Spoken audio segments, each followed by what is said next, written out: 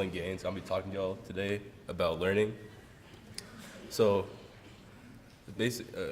Okay, so if you ask Google what is learning, you'll get the response that learning is the acquisition of knowledge through experience.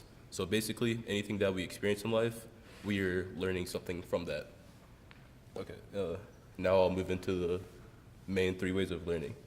So there are three main ways of learning: visual, auditory, and kinesthetic. Visual learners, they learn better from seeing things. Auditory learners learn better from hearing things, and kinesthetic learners learn better from doing things with their hands. You can't really associate yourself with just one of these ways of learning because most, if not all, people are a mixture of all three types of learning. So, for example, learning how to ride a bike when we were younger.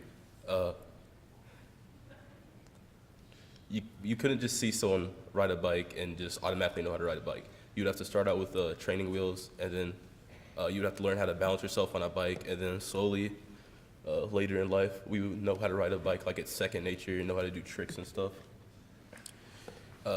Another example would be swimming. You couldn't just jump into a pool when you were younger and know how to swim. You would have to start out with some floaties, and then gradually, over time, you learn how to float, and then you know how to swim. So what I'm saying here is that you can't just use one way to learn everything. You have to incorporate all three ways of learning to learn. A personal example for me with this is in Miss Knott's math class. So a couple weeks ago, near the beginning of the school year, I guess we ran out of time in class to finish the note cards. And so Miss Knott decided to record her voice over the note cards and put them on the portal. But I decided to just write down the note cards and not listen to her voice recording over it. So when it came time to take the test over that chapter, I got a D+. And so that really taught me something. It taught me that I can't just use my visual way of learning in math. I have to hear my math teacher, Ms. Knott, actually explain it to me to actually understand the information. Okay. So an important thing about learning is to make sure that you are using which way of learning.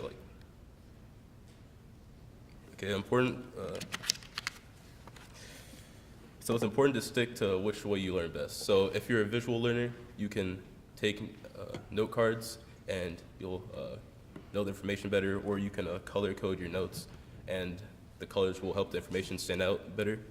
If you're an auditory learner, you can listen to music while you study, and when it comes time to take that test, you'll know the information better. And if you're a kinesthetic,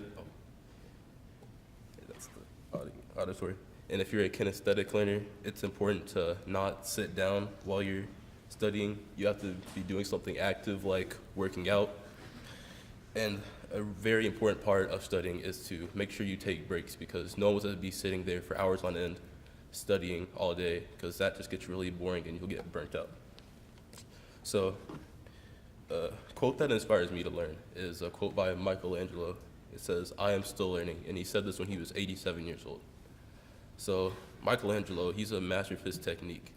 And so for him to say that he is still learning, it really speaks to me, because sometimes I don't want to learn things, but down in the future, down the road, I know it'll just help me in the end. So what I want to end off with saying is that learning is all around us, and we've been learning since we were born. We're learning right now these senior speeches, and we'll be learning for the rest of our lives. So just keep on learning. Thank you.